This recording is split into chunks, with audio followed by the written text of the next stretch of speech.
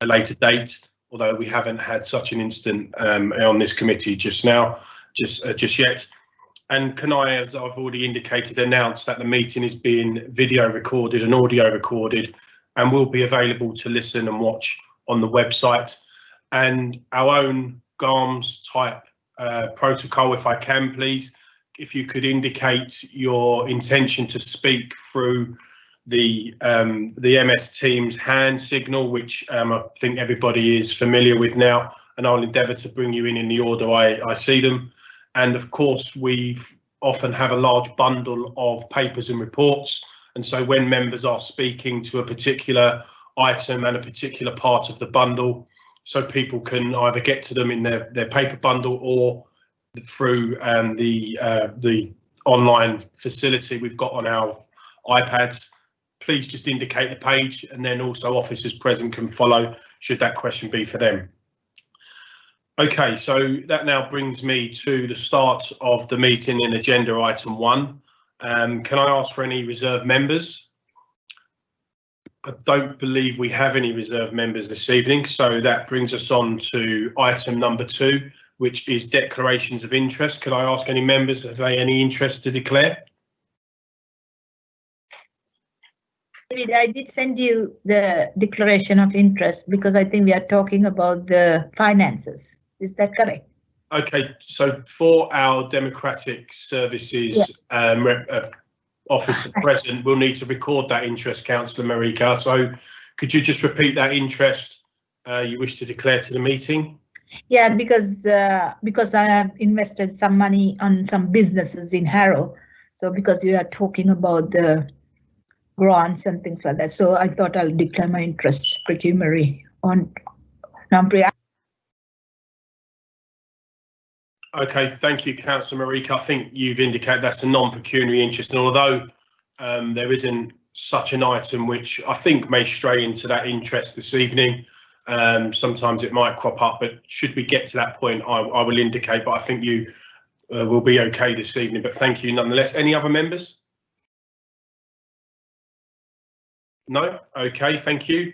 We now move on to the minutes of the meeting held on the 22nd of October 2020. Can I ask that the minutes are agreed, or does any member have any comments with regards to the minutes? Councillor Bardia? Yes, Chair, thank you.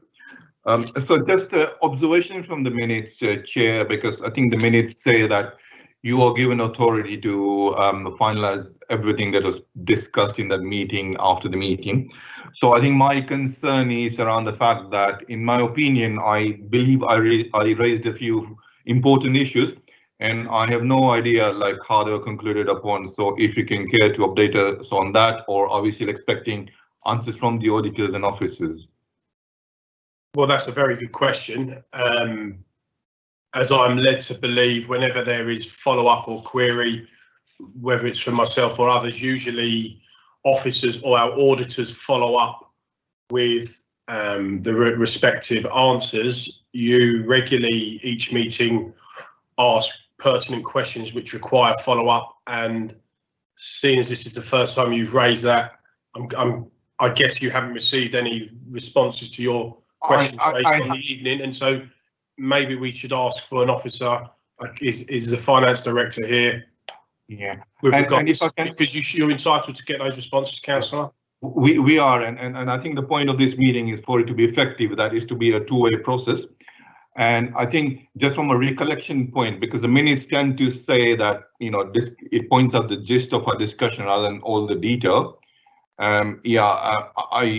I kind of probably would have to go back and rewind the recordings probably just to make sure everything was covered. But I think it's very important. I do believe that this time we raised some very important issues, and we do need to get answers for that before you sign them off. I'm hoping you haven't done that yet, but yes, I would like to believe that we should get those answers. Thank you.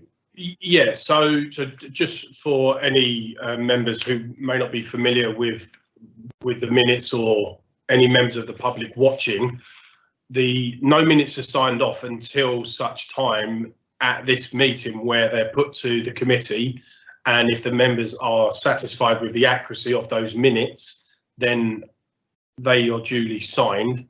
However, I think in interests of cross-party working, and that's how we work here, it's very, very rare I would decline your request for further information unless relevant to do so. And I don't recall you not being able to receive the information in which you've requested. And so I think what we probably would need to do is, rather than take up time on the committee now, is ask officers to go back through their notes and yourself in order to get your particular answers to some of your questions. The minutes are in fact published a number of days after a committee meeting, and so maybe not for this time but for future, Councillor Bardia, if there's anything in the minutes which are declared, I think it's within 5 days of the committee, that you feel is inaccurate, you know, in the interests of joint working, I'm happy for you to privately contact me, and, you know, between the two of us or myself, contact officers in order to ensure that your requests are minuted, if that's so you so wish. I mean, in hindsight, yes, I realize your importance of what you just said, and also I understand that officers sometimes have to be brief in their points to note down in the meeting minutes. So I do now realize the importance of making sure that certain things are actually emphasized or noted properly in the minutes themselves, so we don't lose track of them. So I get your point, and thank you for your consideration. No problem. And the minutes are, it is an interpretation, and so if there's any particular points which members, and any members, and it's an important point and helpful point, Councillor Bardia, that any members want specifically minuted, feel free to announce that at the time, and our democratic officers will minute, ideally word for word. And that's at this point. If there's anything you want minuted, this is where we discuss. And of course, this brings back everyone's recollection of the meeting in order to get minutes inserted, because they are circulated to me for accuracy, and I've approved them. So I think in the interest of moving on, if we're happy to accept the minutes as is, and then we follow up post-meeting with regard to your requests, and then that is formally taken forward, so you don't feel you're not getting the information, because you're entitled to that, Councillor, and as Vice Chair of the committee. Sure. Thank you very much, Chair. Okay. Well, with that said, and that helpful intervention actually for clarity for future meetings, and should that any other members fall into that position, can we, based on what I've said and the follow-up, can we just approve the minutes of the meeting last time held on the 22nd of October? Agreed. Okay, thank you. Agenda item 4, which is public questions. I have not been notified of any, nor have I on agenda item 5 been notified of any petitions. However, it is an opportunity for members to bring forward petitions should they wish, and so I call on any members to present any petitions. No, okay. This moves on to agenda item 6, which is deputations, and again we have received none through the processes within the council. And agenda item 7, through our formal references from council and other committees or panels. On agenda item 7, again, none have been received, colleagues. And so that brings me on to our first agenda item of 3 this evening, which is agenda item 8, which is the FRC report on quality of public sector auditors, and it is within the bundle. People will have sight of that, and I'm instructed to invite Dawn Calvert, Finance Director, to present the report. Thank you, Chair. I'll just make a few comments, because I do think that we have our external audit colleagues, Lucy and one of her colleagues here to take us through the points that the report makes. So what the cover report shows is this is a report that we have received from the Financial Reporting Council. It's been looking at the quality of audit across a number of the external audit firms. They have raised concerns about the quality of audits across the various external auditors, and obviously as part of that report there is some there have been comments about one of the reports from our reports of our external auditors, Mazars. Now what we have put in the covering report is obviously Lucy and her colleagues from Mazars have responded formally to the report, which is included in your pack. But Lucy has come here tonight to explain a little bit about the background, to add some more context to the findings of the report, but also to update the committee in terms of what Mazars are going to do to make sure that the issues raised are corrected in terms of moving forward. So if it's okay with yourself, Chair, I don't really think there's any point. I think that's fine from my perspective. It's probably better if we invite Lucy and her colleague to take us through the findings.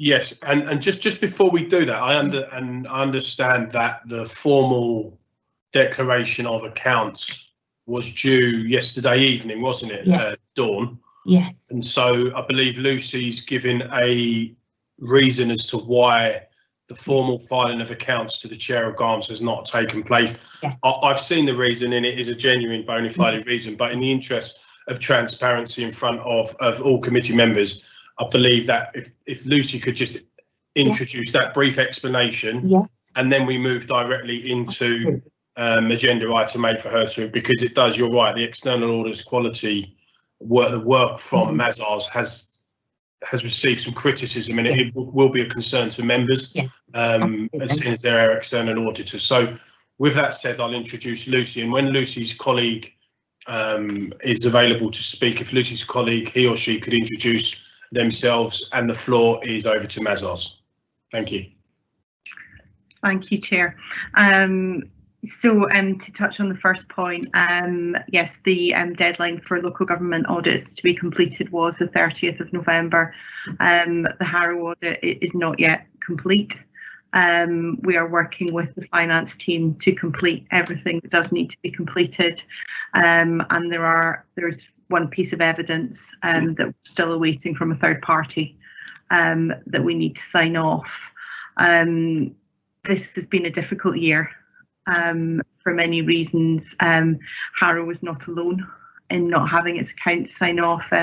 Early indications are that around 50% of local authorities have not had their accounts signed off at the end of November, and that kind of links into the Redmond review that I know you're looking at later. So that's where we are for this year, and I do take Councillor Rabadia's point of earlier, and the reason, because we haven't completed the audit, that is the reason that I haven't responded to your queries that were raised in the last GARMS meeting, and I will do that as soon as possible. So that's all I really want to say on this year's audit. So I'm going to pass over to Bob Neat, who is the head of audit for Mazars, and he can kind of give you a bit of background on the FRC report and then answer any questions that members might have. Thank you, Lucy. Thank you, Chair. And I should apologise. This is my first audit committee for a local government council. So if I get any of the formalities wrong on how to speak to you all, please do forgive me for that. But Chair, if I may, we clearly take the FRC's report on us very, very seriously, and I thought it might help to put some context around it.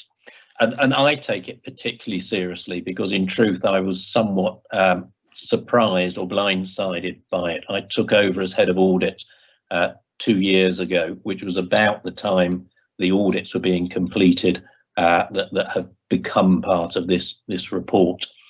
And I initially had no concerns around what we call our public sector audit team, because actually, as your papers state, this is the first year the FRC have been responsible for preparing a report. Previously it was by the PSAA, and the PSAA's focus was somewhat different. And if you look back at our PSAA reports, we always had amongst the highest scores of all the firms. The PSAA focused particularly on areas that were important to you as councils, such as value for money statement, meeting deadlines, relationship, and these kind of matters. The AQR is a different beast. The AQR is it's staffed particularly by people from an external corporate audit background, where who've been focused around public interest entities, and they are particularly keen. And I know you're below the threshold for producing group accounts, but they are particularly focused on the group accounts of the very large authorities prepared under IFRS. And yeah, you're talking about Redmond. Please don't take this as any kind of excuse, but you know, Redmond's demonstrated, in his opinion, that there is an ecosystem that's under pressure around that. Finance teams that are under-resourced in a number of authorities, required to produce highly complex accounts, but in a time scale that was too tight, in an ecosystem where the auditors, you know, we have to sign off on every local authority by July. And so in some ways you pick and choose where your focus is. And our focus in the past, looking back at our reports, had really been on the things we thought that mattered most to you, value for money, where you've all received the top grade, and meeting deadlines and other areas. The focus has changed with the AQR, and we all need to accept that. And we probably hadn't responded quickly enough to that. So what have we done in response to this? And I should say that probably just again for a little bit of context, the two audits that were picked up for part of this review were both new to us in that year. They were part of the new PSAA contract that we'd taken on. To resource those audits, we brought in new members into our team. Our own internal quality monitoring processes wouldn't have had the opportunity to pick up issues on these because they were first year audits to us. But they did identify some issues which we had responded to before the AQR report is out. Just probably one final piece, Scott, before I go on to what actions we're taking. We do know what good looks like. The AQR, or the Audit Quality Review Team, sorry, of the Financial Reporting Council actually issued two reports on us this year. One, the most recent one, was on local audits and specifically on those. The other report was on our work on large corporate audits, so public interest entities. And there's 7 systemically important firms in that space, of which we're one.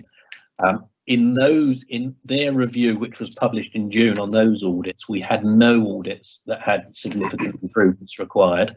And 80% of our audits were in the very top banding. Now, that's not perfect, but actually, if you ranked everyone in order, I'm not really supposed to say this, we came out top of all the firms. So we do know what good it looks like in doing complex audits. So we've done a root cause analysis around what went wrong really for the local audits in this time, and a number of items have come out of that. Partly there was a, and I think it's a really important piece that probably our focus in trying to in our delivery focus was pointing in a different direction from what the AQR consider important. So we have to adapt that. Now we will remain focused on delivering really high quality value for money statements because we know that's really important. We will remain focused on delivery. We hope Redmond will help us so that we're not concentrating in such a short period, because part of the Redmond recommendations is to extend the reporting time, which gives us more time to focus on everything that's needed. But there are aspects around how we onboarded those new teams we need to respond to and have done, looking at the training so that people really understand our methodology. The FRC, I should say, have confirmed to us there is absolutely nothing wrong with our audit methodology. It meets high standards. It was application of that methodology through the teams at the time.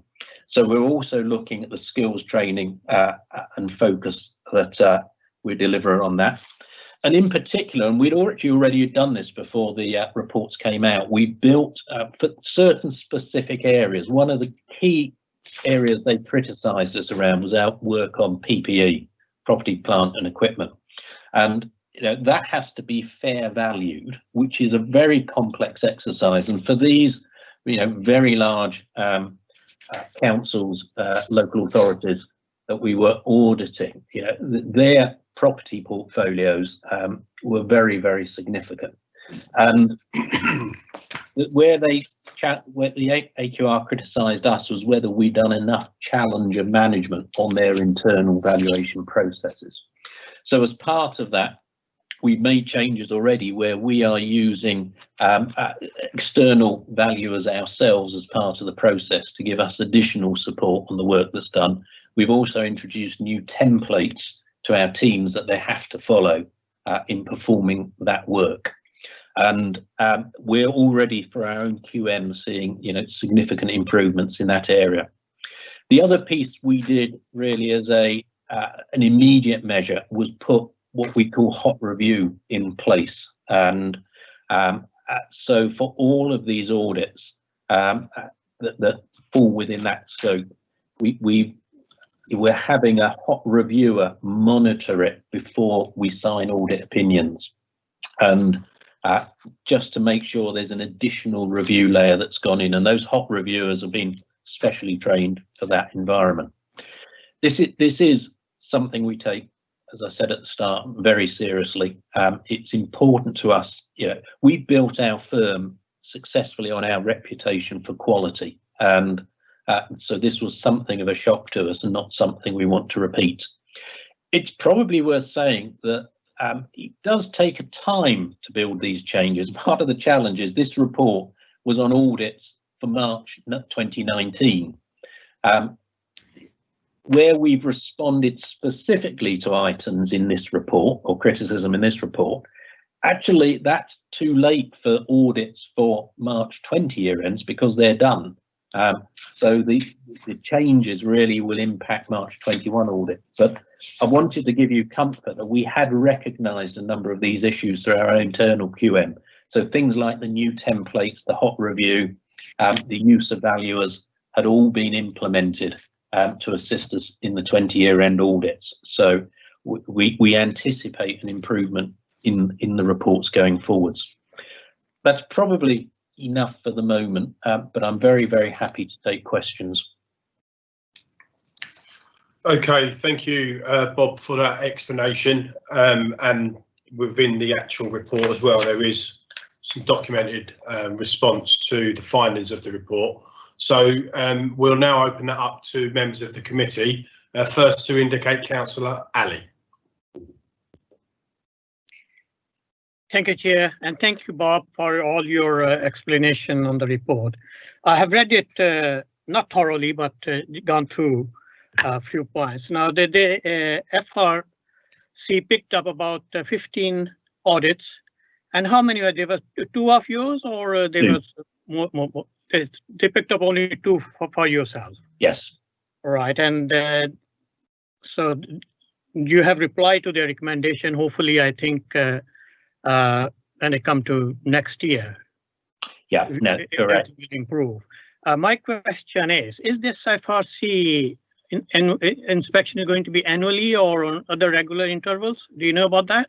Yeah, at the moment, the expectation is it will be annual. So I think certainly next year they will publish a report. Whether that continues in the future actually depends upon Redmond and how that is implemented into the wider system. Redmond is recommending, amongst other things, the creation of a new regulator, and that regulator, like the old PSAA, may actually take over responsibility. I don't think that will happen next year, but if we look 2 years down the line, it's possible that they may take the reviewing back in-house. I don't want to be, don't take this in any way as a criticism of the FRC or the AQR, but their focus, I personally feel, is very different from that of what the PSAA always considered important. And I think that's part of the Redmond debate going forwards. Do you want corporate style regulation for local authority, given that actually elements that are important to you are quite different? Yeah, my only is because they say that on page 4, paragraph 7, that you need a significant improvement required, and hopefully I think in future, as you explained, you're going to bring in all the improvements and recommendations. Yes, and as I tried to give you some comfort that we do know what good looks like, because in our corporate audits we receive the best report out of all the firms. So, we are making sure we mirror what we know from those audits into our local authority audits as well. Okay, thank you, Councillor Ali. And Redmond is Sir Tony Redmond, and that we'll actually be talking that's the next agenda item and the recommendations from his report. So members will be familiar with that. Councillor Abadia.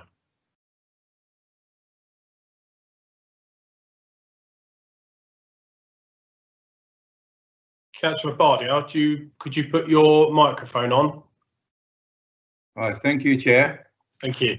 So, Bob and Lucy, thank you for your time today once again, sitting with the committee. I hope I'm very constructive today, and I will be very honest. Bob, you're trying to skirt around the issues, and I've read your answers, pretty vanilla. There is no substance, and I was hoping to get some substance when you explain yourself. But it's not coming across very badly, and you're just trying to in a way, find excuses. Now, you say there's a change in regulation, and that's why you're getting a bad report from previously. The table shows us from 2015 to 2019-20, 3 times you've been pulled up for significant improvements required in 2019, 2018, 19, 16, 17. So I hope you're not in denial, but those are facts. And just to be fair to you, the report clearly says that over 60% or 60% of the files mentioned required significant improvements. I'm going to support what I've just told you with a number of issues you just mentioned, and I hope we can have sort of a very useful discussion today. Just sorry, my approach is going to be more conversational rather than questioning and answering kind of things. I hope you're okay with that. The floor is yours, Councillor. All right, thank you. And I truly hope I'm being constructive as acting as a servant of the public today rather than anything else, and I hope that's how it's construed as. And I'm just giving you my understanding. That's fine, but so if you want to give regular opportunity to Mazar, if there are the members who need to speak, yes, if the other members wish to speak, I'm happy to stop and kind of go on. But I have a few points, obviously. So Bob, I don't say this lightly, because as I've already mentioned to you, 3 out of 5 files or 3 out of 5 years you've been put up for significant improvements under 2 different regulatory bodies. So that says something. And I'm disappointed with your reflection of that, obviously, because the table tells its own story. One of the other things, I think you started discussing about root cause, but you never mentioned anything. So I hope I still get to hear something back from you about, you said you looked at root cause and what are the findings? I'm not sure. So if you could just give us a bit more information on that. And I think if you want to just take that in a bit, I've got other questions, so then we can focus or structure the discussion a bit better. Yeah, thank you very much, Councillor Abadia. I hope I didn't skirt around, because I started by saying I take this very seriously. What I did say was it was a surprise to me, as your papers indicate. This is the first time the AQR publicly reported, and the reports I'd seen from the PSAA previously. So it was me who was surprised to find that there was issues, and they have gone back, and that's true. But there are systemic issues within the system, as you've alluded to there. In terms of root cause analysis, we looked at every element that came out of the AQR's report, but actually also out of our own internal quality monitoring reviews. And I touched on a few areas, but I'm quite happy to go into further details around them. So there were areas around onboarding of new teams. As I talked about, these audits, to deliver these audits which were new to us, we had to increase our team size, and we recruited largely from actually 2 other firms. I won't name them, but we had to onboard those people, and you have to train them on our own methodology and approach. And having looked deeply at that, that we hadn't done enough training when we brought people in, so they didn't understand our way of doing things well enough. So those are areas where we've significantly enhanced already our onboarding training, both the time and the approach that we take to it. I mentioned focus because actually culture was a really key aspect of the root cause analysis. And if you're not dedicating your time to the right areas, you're never going to produce the right outcome. And as I've tried, and it wasn't an excuse, but when you've got quite a narrow window of time in which to deliver an awful lot of audits, you focus on the things you think are the most important. And what we felt was most important in that time was value for money, where we've got the top grades that you can get, and meeting timetables. It's an interesting observation that the firm that got the best reviews by far actually had the worst reputation for meeting deadlines.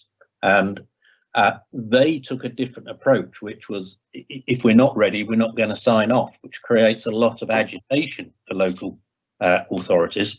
But under the AQR regulator approach, that's the right approach. That's the approach they want and something they would laud. So I think we culturally tried too hard to meet deadlines before we'd really got all of the evidence we needed on our file.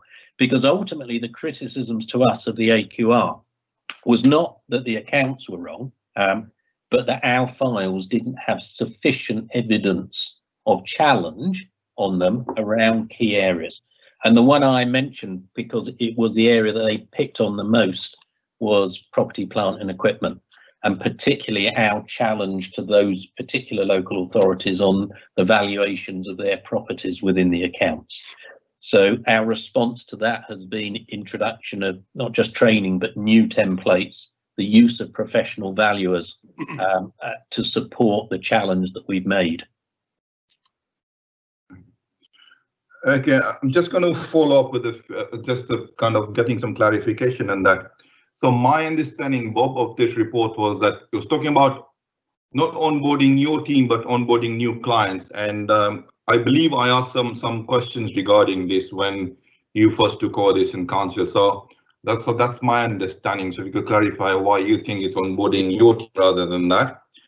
And my second issue with Bob, what you just said, you seem to be focusing on something that we're, yes, interested in, but that's not the main outcome for us. Value for money, yes, it's a smaller part of your fee. And as far as this committee is concerned, my opinion is that we're more interested in your external audit work rather than value for money. And so let's not skirt the issue here, Bob. So am I right in saying this? I wasn't skirting the issue, Councillor Abadia, because what I was saying is we had focused on the wrong priority. And that's changed, and that will change going forwards. And on onboarding, I was specifically talking about, onboarding people into our teams, because where the root cause said that some of the quality issue the audits generated from was the fact we brought new people into our teams to deliver these new audits, and we hadn't given them the training and the tools we need on how we do things. Onboarding clients is always a challenge and a risk, but that wasn't the root cause of the problem in this occasion. It was one of the root causes was our teams not understanding the Mazar way and the Mazar systems well enough. Chair, are there any other indications, or should I continue? We've got Councillor Moshinson, who's indicated, and is waiting patiently, but Okay, could he take his turn, and I can come after him if he's got the same question. Thank you. Councillor Moshinson. Thank you, Chair, and thank you, Councillor Abadia. Mr. Need, you've mentioned a number of alternating or parallel reasons as to why the report found deficiencies in your application of the process, including a lack of understanding from the FRC. The FRC is corporate-minded, and that the PSAA contracts were new to you 2 years ago when those when the audits in question were taken into review. What changes have you made in the last 2 years since you've received those PSAA contracts to improve on your process that if the review would be done on audits today, they would find different? I've mentioned a few things, which is different training, different focus on training, new templates and tools that we brought in, the use of professional valuers as part of our challenge process, but also importantly, the introduction of hot review processes. So a hot review is an person independent from the audit team, who is one of our very experienced auditors who goes in and reviews the work performed by the team before the audit opinion is signed to give a higher level of review challenge on it. So they're probably the key steps we've taken. So is it your opinion that if the review would be done for any audits done in 2020, the result would be very different? We hope so. Time will tell on that, but we've taken robust action, we believe, to improve results. As I've alluded to in our public interest entity audits, where we do use some of those processes, such as hot reviews, we amongst the highest reported, or we had the best quality report of all the firms. Lucy, without dropping you in it, can you think of anything else that we've done, because you're in the bedrock of delivering these?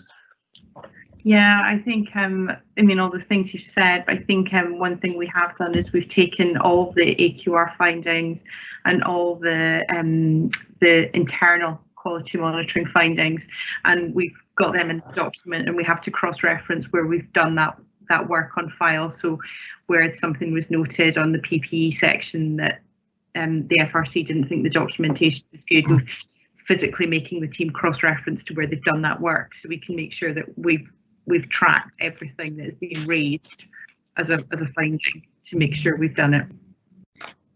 Thank you, Lucy, but that refers to the actual AQR report. My question was what was done before that report was published, and in particular, if I compare, let's say, the last 2 years of audit that were done to this council, what am I going to see different as a result of your improvement in process that you've done independent of this report?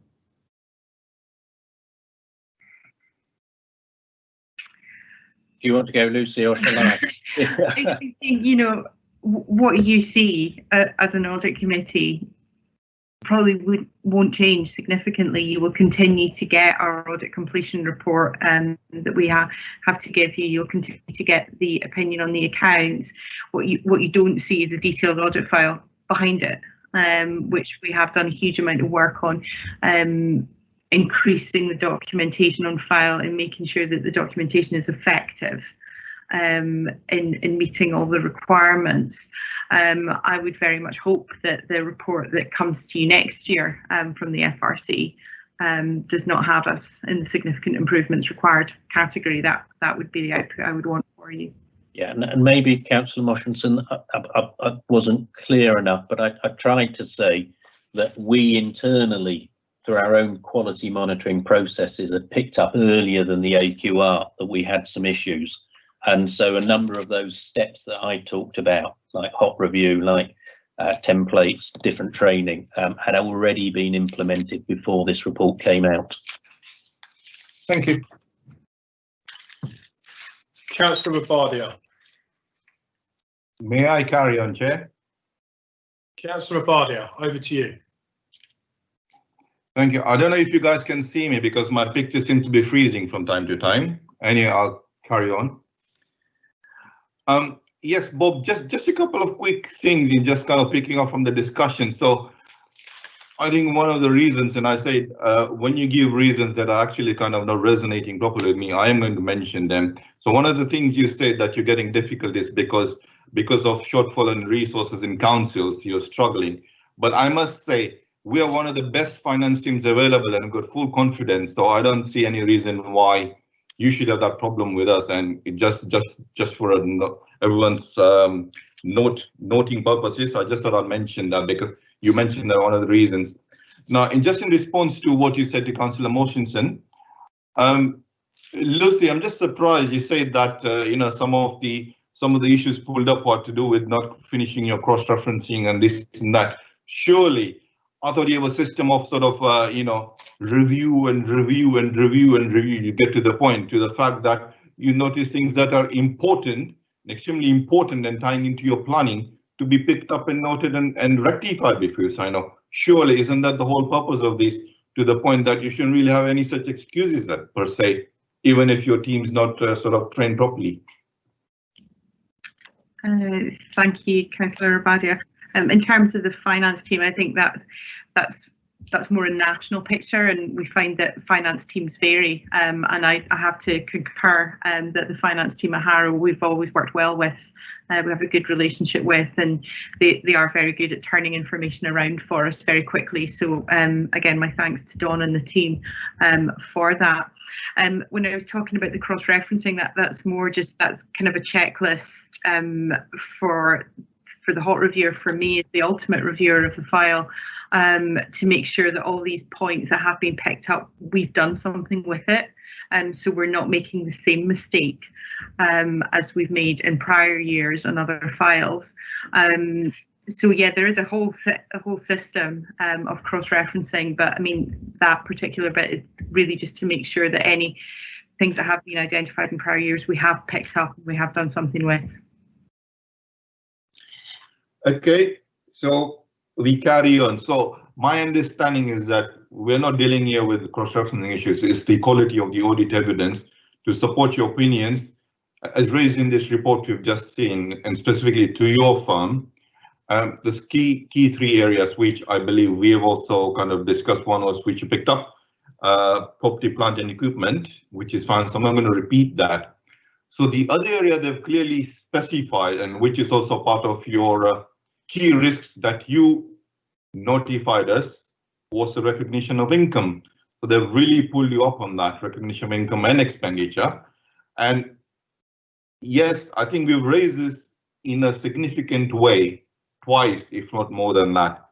This is to do with the fact that it's come as a great surprise to us, Bob, that in the audit conducted by yourselves in this year and last year, there's not a single management weakness point, which is a bit of a surprise.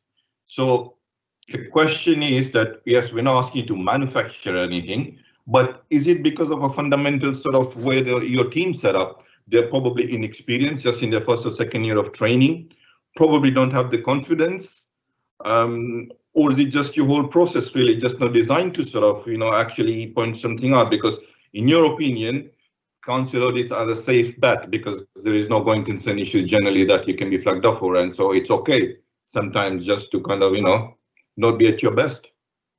Well, I think it's probably, in response, Councillor Abadia, it's probably fair to say we are embarrassed by this report as a firm, and the seriousness of our response is in that context. Clearly,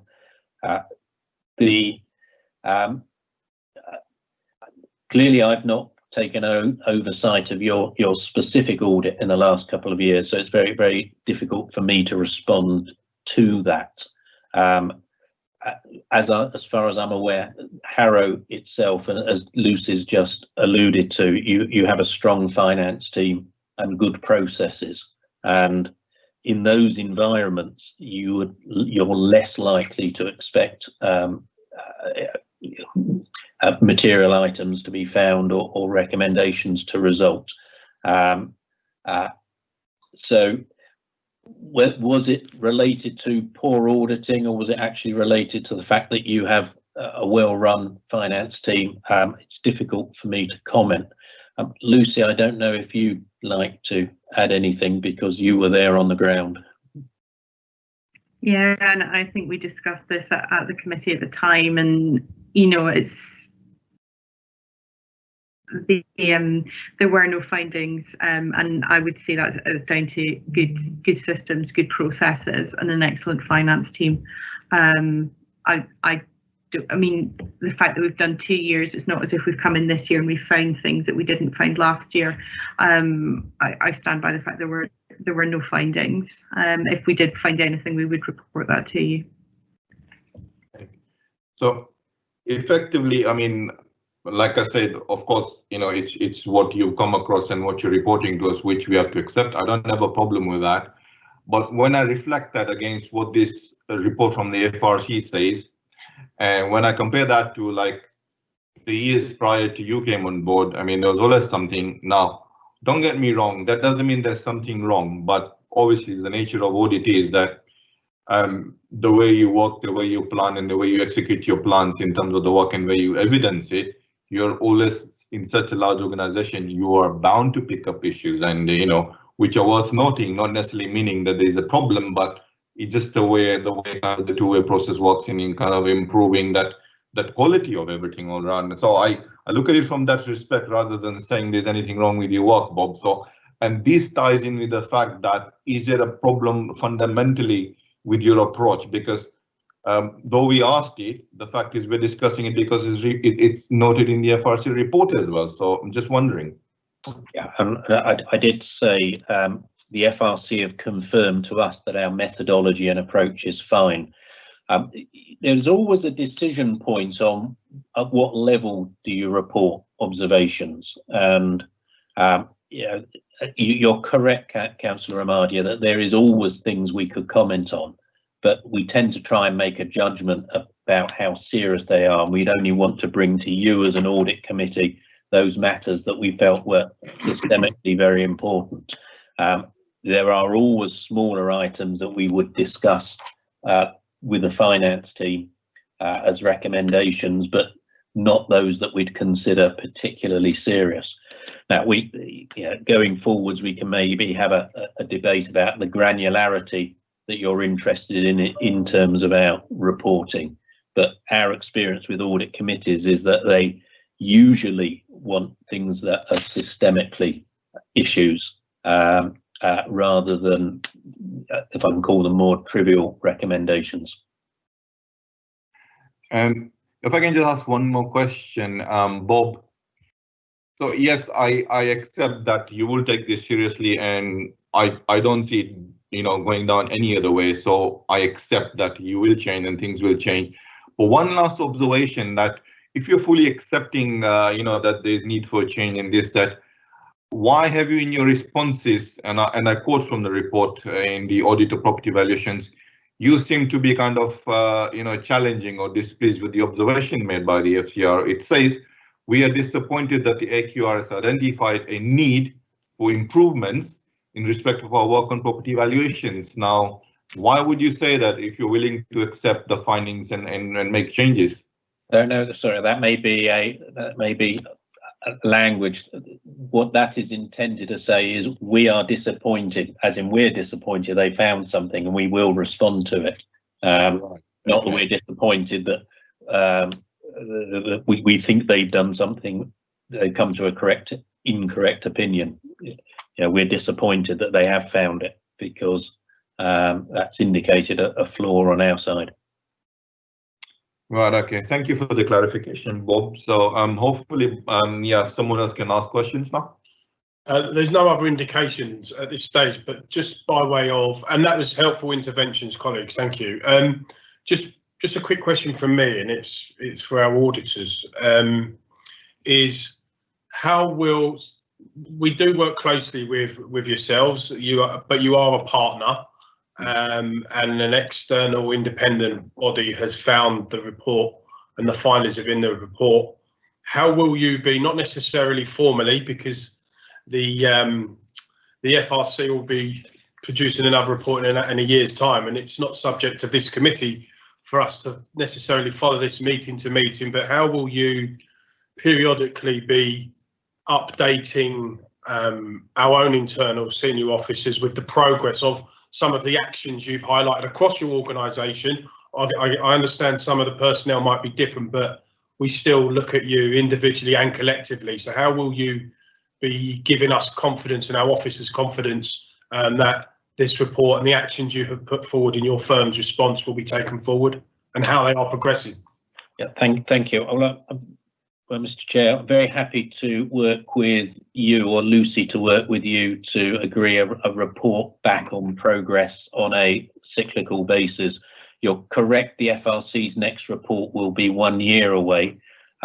For information, as I keep alluding to, we're taking it very seriously. We have a detailed audit, what we call an audit quality plan for the local audits, and that plan is monitored monthly at our audit board to make sure the progression has happened in accordance with the timelines and agreements within that plan.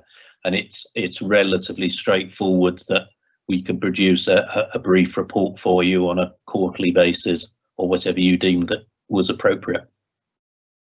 Okay, well, I think given and listening to Councillor Abadia and others' comments, that might be something we may wish to enact internally, and maybe in 6 months' time, for example, have a progress update from yourself just on this, because I think although you come to this committee regularly and are professional and you produce your reports, you answer all our questions, it is a external, an independent body, the FRC. And when I read this report, reading some of the language, and I think Bob, you used the word language. Language is important, and as custodians of audit and governance within the council on this committee, all committee members, when we see language such as unacceptable, I think that was the collective term for what they had found. But within your particular firm's part of the report, I think they used the word poor, and so I'm not surprised that members have come and wanted to challenge that, and I think they have. But I think from my perspective as chair, I think you've not only within your firm's response within the report, but under question and your introduction and how you're going to take this forward gives me confidence and satisfaction. And of course, the findings weren't necessarily our own issues and our own reports, they were from other bodies.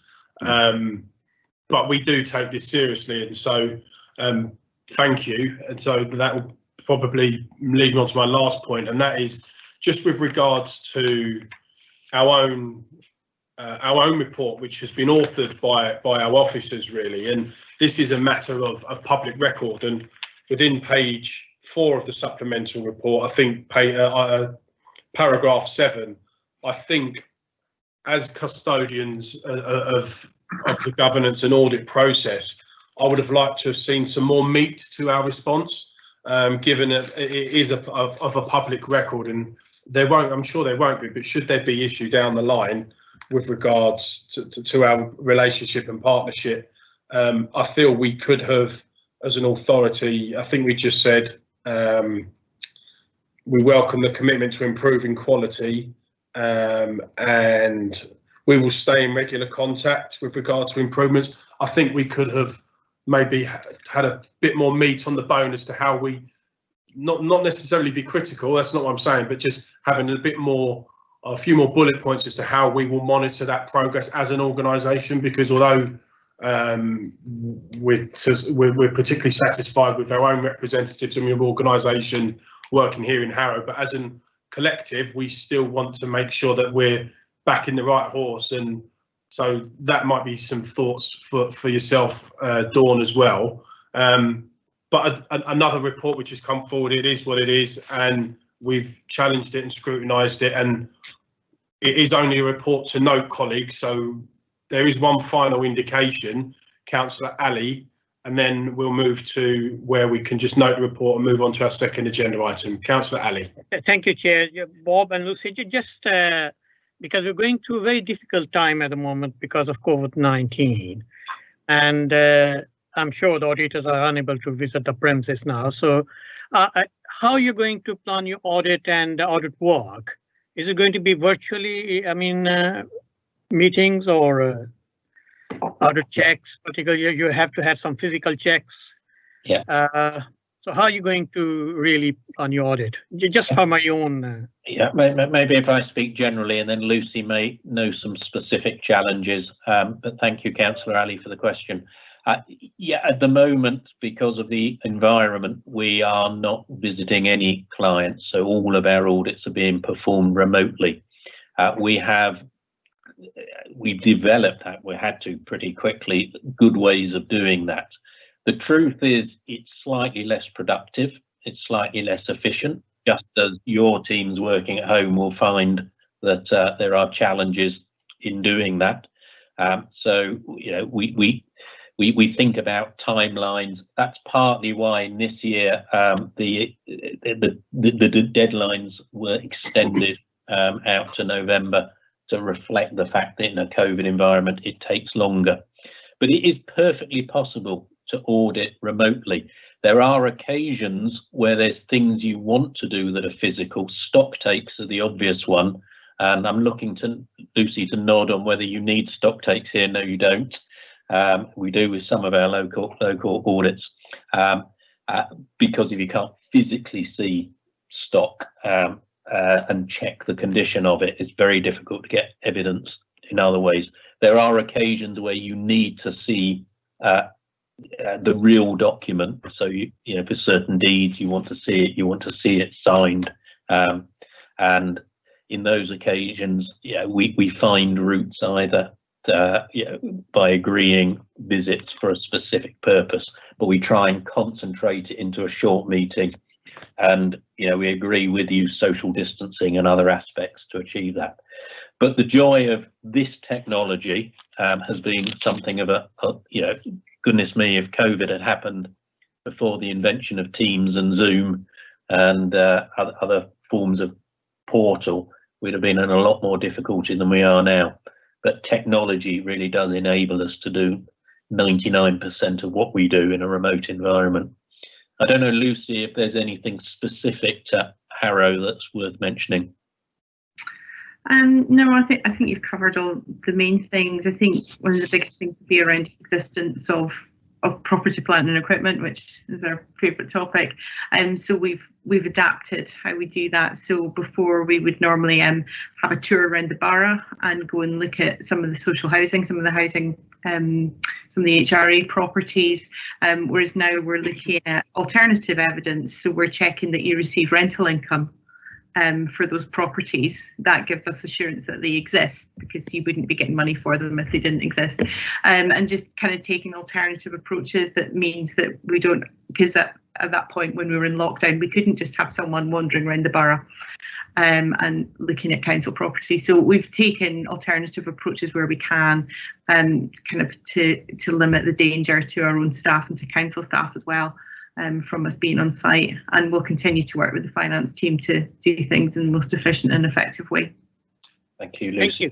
And maybe, Chair, just as my very final comment, because just picking up your point, is absolutely right that you have challenged us on this, and appropriate that you have done so.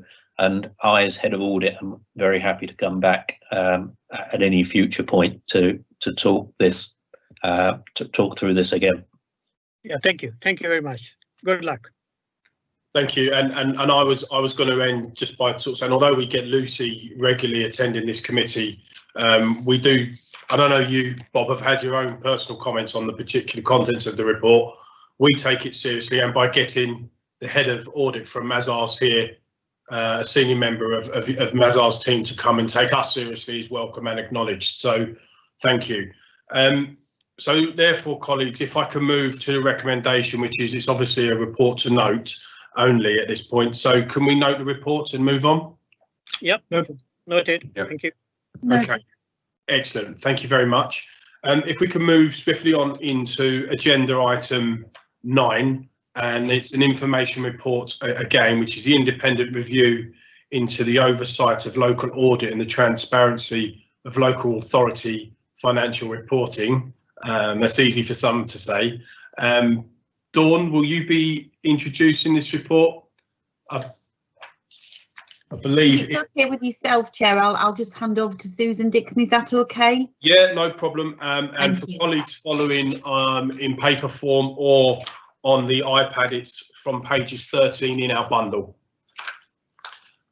Susan, welcome to GARMS this evening, and over to you. The floor is yours. Thank you. Hello, everybody. Yes, we're bringing you this report this evening for information. This is commonly known, because of the very long title, as the chair has just demonstrated, this is commonly known as the Redmond Review, basically because of the author was Tony Redmond, who, if any of you don't know, is an ex-chief exec of Harrow Council. Just a point of interest. The report really is brought just for information mainly at the moment, because although he's made a lot of recommendations, a lot of the recommendations that he's making will require legislation to actually move forward. So Bob did actually mention in his presentation about the fact that one of the recommendations is bringing together a new body to oversee local public audit, i.e. the external auditors, and that obviously does need legislation. But there are a few things that are of particular interest that I thought I'd like to bring to your attention. And there's also, within my covering report, we talk about next steps, which were some things that Dawn and I have discussed that we might actually start looking at now, that we don't necessarily need legislation for. And this is just to highlight it to you and say that we will come back with a more detailed report on that. So a couple of sort of interesting points that I'd like to bring to your attention, really relating back to the item that we've just had, for example, is that the Redmond Review did raise concerns about the balance of price and quality in the structure of audit contracts. With the view being that basically the price has been pushed down. And again, those of you that have been on the committee for a long time may recall that we did have much higher costs of external audit in the past, and that cost has come down, but the Redmond Review is basically concluded that that has had a detrimental impact on the quality of audit. There's also a suggestion that the current fee structure doesn't enable auditors to fulfil their role in an entirely satisfactory way. So again, it's about, are they able to look at the things that they really need to look at to be able to give the sort of level of assurance that we should be entitled to, or the public should be entitled to, I should say. The other sort of interesting things that have come out is there's an acknowledgement that the knowledge and expertise is not always present in audit committees, and this is mainly referring to things like the knowledge of public sector accounting, for example. So we do quite often, and this is sort of certainly not this is not an insult, trying to insult anybody who sits on an audit committee. What Tony Redmond was trying to say is he feels that there should be more support for members sat on an audit committee, and what he's suggesting is perhaps considering having an independent member, which is something that we in the committee, we've discussed this before when we did the audit committee review, and potentially getting perhaps somebody in who has specific expertise in public sector audit to be, if you like, on your side of the table to help you with your understanding. And that's something that maybe can be considered going forward. And I think that in some audit committees that will be there'll be more need for that, and in others there'll be less need for that. The other interesting things that came out of it was about having, basically recognising the fact, something that I think has been obvious to a lot of people, is that basically the way our accounts are written is very, very difficult for the public to understand them. And what he has suggested is that there should be a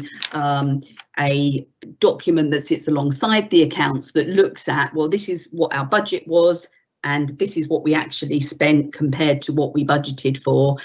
and something a little bit that are more of a layman. You don't have to be an accountant to actually understand how money has been spent by the council, which I think everybody will probably agree is going to be a good thing. Talking about the next steps, then, say the specific things that we would like to consider as officers and bring a report back to you once we've done that, is around the other thing that has been mentioned is about an annual report being submitted to full council. He felt that that was something that was missing in a lot of authorities, and we don't do that at Harrow. I think there are only a very few councils that do it. It may become a requirement at some point, but that doesn't mean we couldn't consider it before.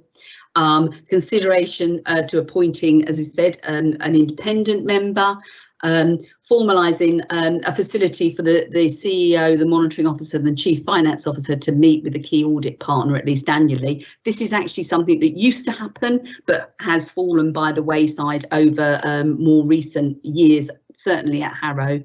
Having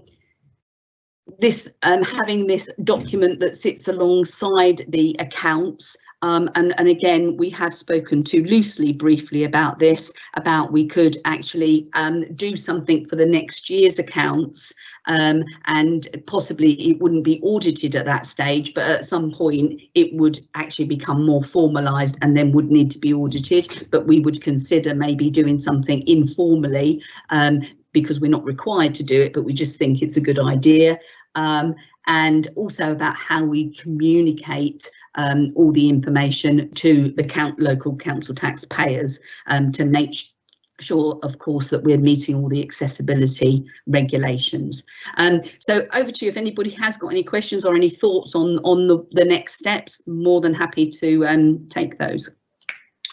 Thank you, Susan, for that introduction. Councillor Ali. Thank you, Chair. Susan, nice to see everybody. Just looking on, key findings, the report has really expressed serious concerns. Was the Harrow Council part of this review? That question is there. There was some individual, I think, Dawn, I don't know whether you want to come in here. Did you respond via the treasurers? I responded via the London Audit Group. So Tony Redmond actually asked for representations, and there was a little survey that was done by the London Audit Group, and that was sent off and fed into it. And I don't know whether Dawn had something similar with her treasurers group. Did you, Dawn? Yes, a joint response was sent in from Society of London Treasurers, and I think something went in from London councils as well.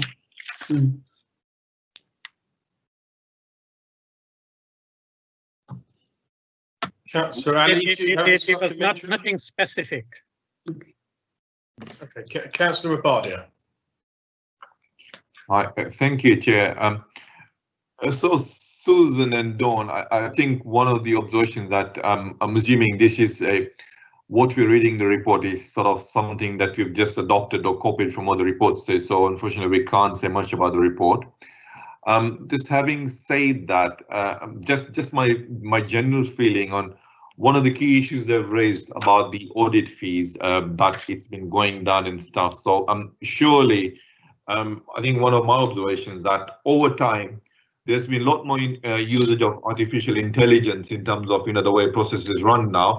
There is more automation and there is a lot more ease of deriving information, in terms of in every respect now, and that surely is reflected in the audit fee. So I'm a bit surprised at saying that audit quality equals to audit fees, because to some extent it's true, but to show that as a sort of a major reason behind some of the issues, I personally feel, just I think it's being overstretched, the fact. So I don't know if you've got any observations on that. I can provide a view on that, Councillor Rabadia. Sure. I do think it's a relevant point. Our audit fees have probably come down about 40% over the last few years, and particularly it's when we've gone out to contract through the PSAA. And I think our fees for our statement of account audits is about £125,000. I think that is, and I do think we have to be realistic that doesn't cover a lot of work. And I do think there has been, you know, we do know that when the PSA contracts went out a couple of years ago, some of the big audit firms didn't enter into the procurement process for those contracts because they just didn't feel, for example, KPMG that we used to have before actually said that they were not going to be part of the PSAA process because they just didn't feel that they would be able to put the price in to secure the quality that they wanted to provide. So I do think it is a valid observation that at some point you could almost argue that the fees have been pushed down a little bit too much and perhaps quality has suffered.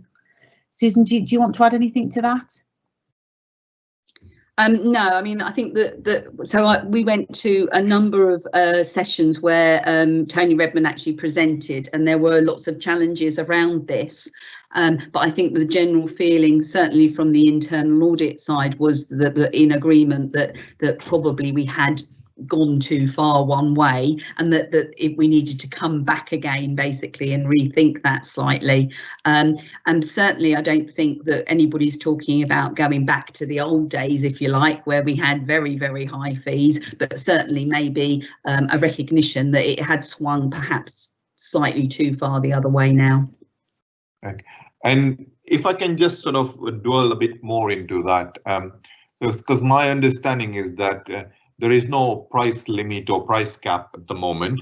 So when you go out to tender, it's the market speaking to say this is what we tender, and you could accept that. So and the firm has to do their own budgets and homework to say, what it's going to cost to do a quality audit, because you are providing a professional service. So you're not sort of willing or intentionally looking at taking shortcuts. That the fact that audit quality suffered because of this, I mean, I just find it a bit difficult because this is surely market driven more than anything, and for it to be reflected as a key reason, I just still find it sort of a bit sort of not very convincing, to be honest.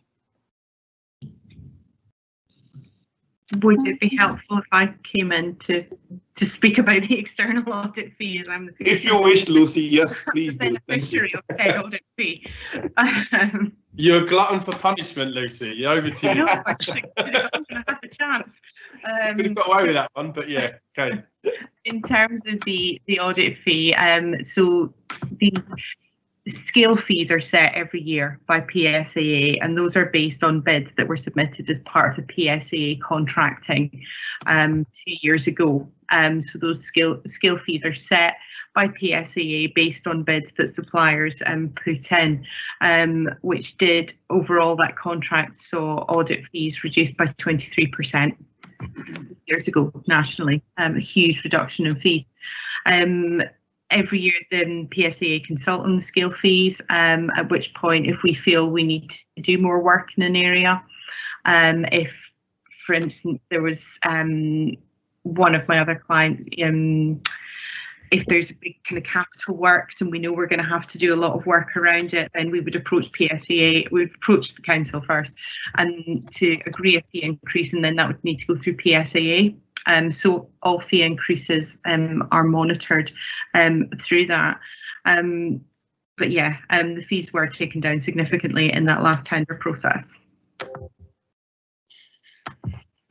Right. I mean, that's useful to know that there is a ban. So obviously it's useful to know there is no fixed cap or upper limit. And we're hoping that as much as the PSA might intervene in adjusting those bans, really speaking, it's still going to be the market speaking, because we're just going to have to open tender, generally speaking. Probably not the right place to come, but I just noticed, just a quick Google search was saying, partners take home salaries in the big six are actually increasing with this. So I'm sure it's not connected, but sometimes you just got to take it in perspective.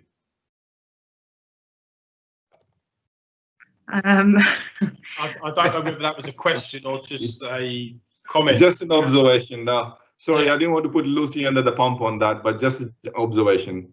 Well, I'm not sure Lucy could possibly comment on that. I think Nope. Anyway, and I'm sure there isn't a link, but you were well spotted nonetheless. And there's no other indicators. So I did have 3 points I wanted to raise. One of them was with regards to fees, but Councillor Rabadia has already sort of interrogated that to some extent. The second area I wanted to ask about is probably an area we never really talk about here in the GARMS committee, and it's come out as one of the recommendations and features in the very first paragraph of, so it must be front and centre of Tony Redmond's of executive summary, is around the public and how we report publicly and communication and what that looks like. And my question is really, and I don't know, this is just out of curiosity, of course it's very welcome, and that would be something we would probably want to agree when we come back with some recommendations on how this will be taken forward.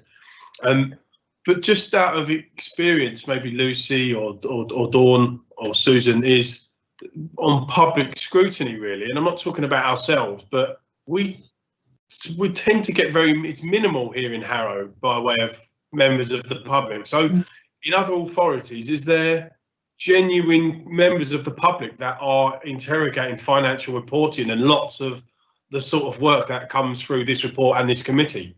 Because we're all for transparency, great, but it was just a curious question, and we never really talk about what the public think of these processes. So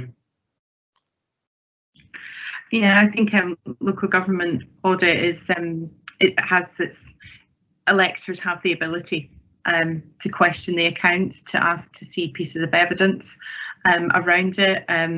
The public participation in that process varies from authority to authority. Certainly in 2 years I've not had any electors objecting to the accounts, but I'm aware that colleagues auditing other councils, I think last year one colleague had 7 objections to the accounts. Just for one set of accounts, there were 7 objections, so that varies. Yeah, and I know we've had one in the past, Dawn, didn't we? About 7-8 years ago, didn't we? We had a lone individual. Yes. Engine, didn't we? Yes, we did. Yeah. Okay. Yeah, but we haven't had many. I don't think we've had any since. And I must say, other authorities I've worked at neither, like Lucy said, it does tend to vary. Other authorities I haven't really had that many neither. Okay. All right. Well, my last point really, and it just comes on to what Susan mentioned within the introduction really, and about what happens next. And so I'm keen to know what process or what role GARMS has in what comes next, because there might be some suggestions which maybe we want to beef up or may not be so see as priority. I don't know. So where does that come through the leader of the council, or does it come to the chair and vice chair, or what's the next stage just by some of these new things we're going to be doing, and again just being transparent with the committee? So the next steps that are included in the covering report is where we think that we might be able to do something now rather than waiting for legislation or anything like that. These are the areas where we felt that actually that something could be done locally. And the suggestion here is that we as officers will go away, because we haven't had that much time to sort of work this through and work some of this through and come back to GARMS with a report with some suggestions, and actually open up the conversation again about those particular things. And obviously at that point you would be able to feed into what you felt would be the way forward. If you wanted to do, or you wanted me to consult with members of the committee whilst we were doing that before we bring a report back to you, again, I'm more than happy to do that, depending on at what point you would like to be involved. As far as the other stuff goes, we would have to wait to see whether the recommendations are actually taken on board by the government and whether legislation is put forward for those. Yeah, but that's what I was looking for with regards coming back to this committee, and seeing some recommendation. Yeah, no, that's fine. I just wanted to reiterate that point. We've got one other final indicator, which is Councillor Moshinson, and then I'll move us on to make some progress in the meeting.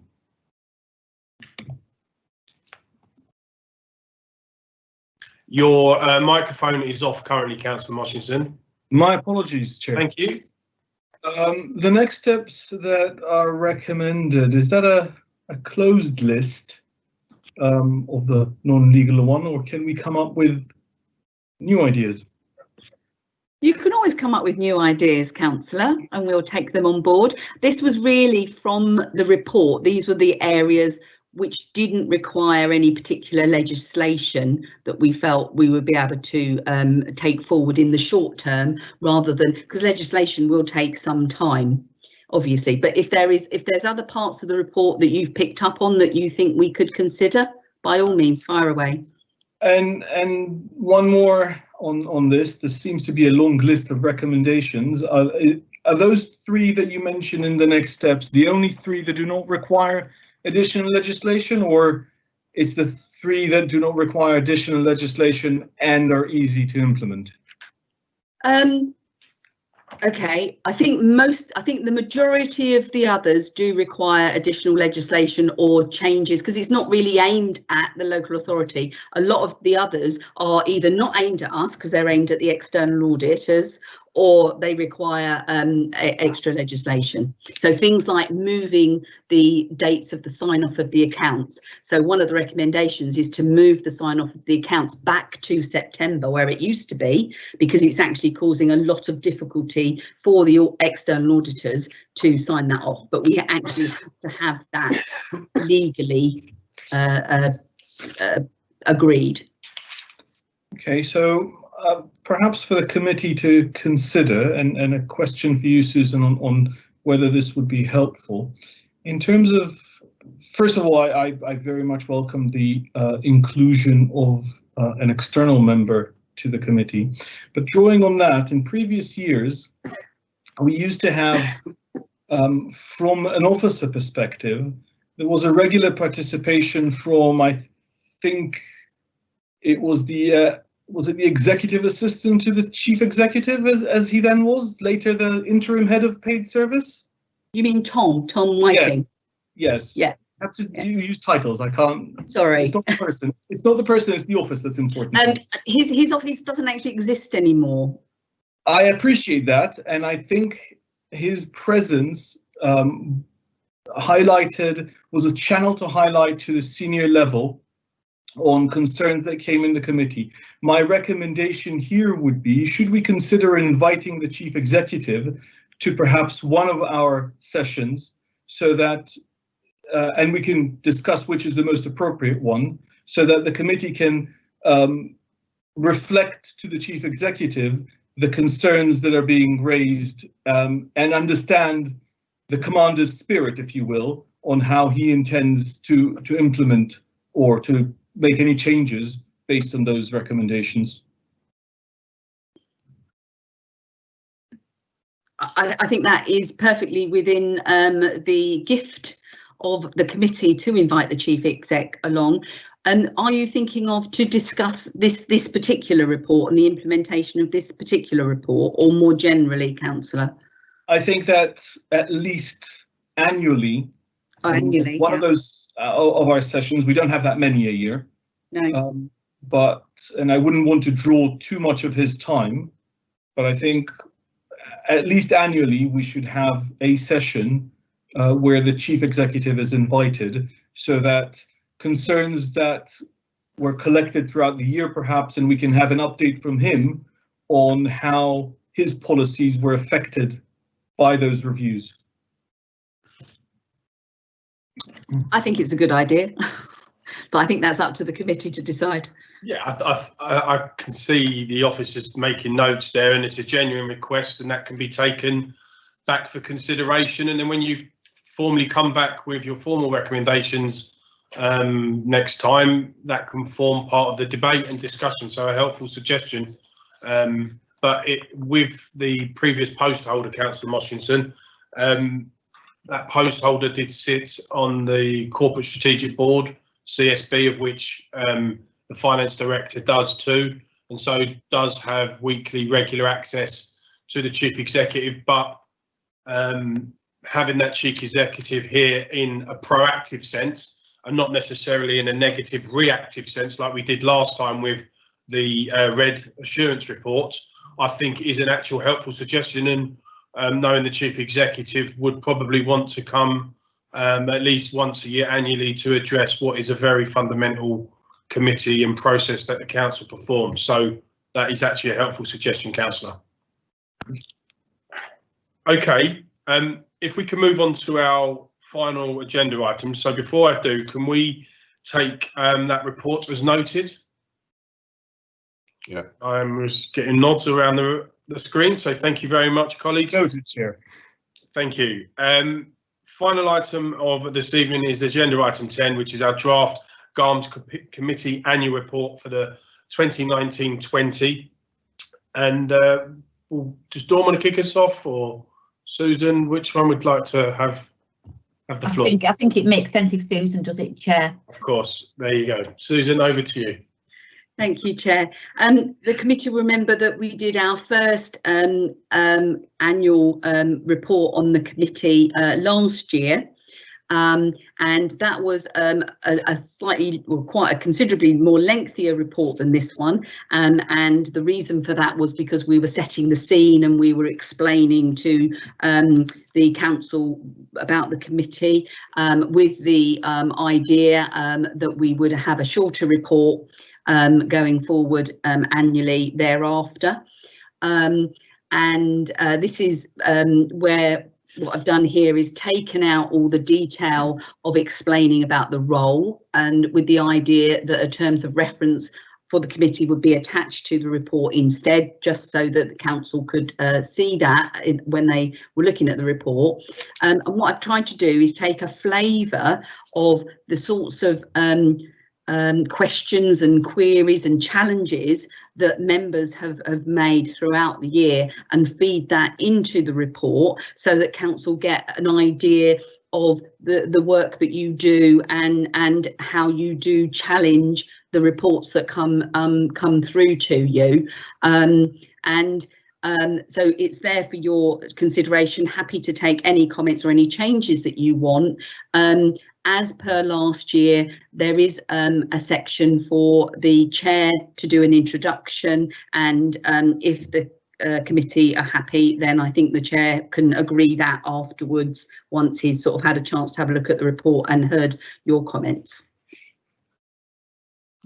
Yes, and that is one of the recommendations as well, for subsequent to approval this evening. So it is a succinct report. It isn't particularly detailed. There's lots of work that goes on behind the paragraphs within that report, of which members do see, and so it is deliberately, high level, if you like. So now we've had that introduction, I'll open that up to the floor if there's any particular questions or comments,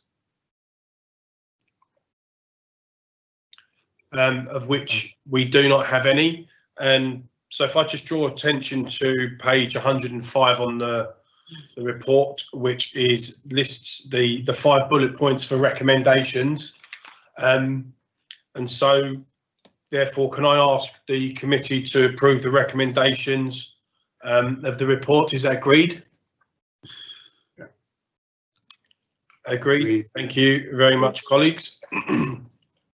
Well, that concludes our meeting. So item 11 is any other urgent business. I haven't been notified in advance of any other business. However, with protocol and often we'd like to open it up. Is there any particular urgent business people would like to raise? Chair, just a quick question in terms of how do we get an update on the state of play of the accounts, which I understand are still pending, subject to final sort of work pending from the external auditors, as well as pending queries. So how do we want to take this forward in terms of keeping the committee informed? I think the usual process by way of reporting, and Dawn can come in and explain that process as to the formal reporting and how that is made available to members and the wider stakeholders and community. But I'm happy to. I don't see why we can't indicate to the committee why there was a slight delay, and that was through the banking system. We're just waiting on a particular document which requires sign off. It's nothing I've been led to believe of a concern, and there just has been a delay. There's a lot going on, and so although Lucy didn't allude to this particular reason earlier, I'm satisfied and content in order to say as to why, and so there isn't anything for the members to worry about. But Dawn, would you just like to answer that final question, and I'll conclude the meeting? Yeah, of course. I've got really nothing to add to what you've said, Chair. You've explained the reason for the delay. It's nothing significant, and I'm not concerned about it. To be fair, Lucy explained to me the reason why they have to ask for a complete list of bank accounts from the bank is following all the issues around Valerie Patisserie, so that's why they're asking for them. But obviously, if anything did come about from then until the conclusion of the sign off of the audit, which we're hoping will be next week, then obviously we'd bring it to your attention as chair anyway. But as far as I'm concerned, there's nothing of any significance, and we will get the accounts signed off, and then it will just be a signed off set of accounts. Councillor Bardia, okay, and we can conclude the meeting. Right. Okay. So I look forward to further updates, and we'll take it from there. Thank you. Yeah. And of course, Dawn, whilst if you're still on the call and the meeting, is that initial query raised by Councillor Abardi at the very outset of the meeting, that any, and I know Lucy's still with us, any outstanding queries which may be outstanding, if that information could be passed over, and maybe Councillor Abardi, you can maybe help prompt the officers if there's any particular query, but that doesn't need to be done at this particular point. It can be done outside the meeting, and so we can conclude the meeting for members and any members of the public. That particular issue was raised and dealt with, so I'll leave that in your hands, Dawn and Lucy and Councillor Abardi. Okay. Yes. Right. Thank you. Okay. Thank you. Then that leaves me nothing else to say other than the meeting is now concluded at 8:03, and I hope everybody has a enjoyable and restful evening. It is our last GARMS committee of this calendar year, which has been a very interesting year for the committee and the local authority. It is the first day of Advent, and so can I wish everybody season's greetings, whether it be Christmas or any other cultural festival over the coming weeks or early New Year before our next meeting, and wish everybody and hopefully our nation a more successful and prosperous 2021. And that concludes the meeting. So thank you. Thank you so much.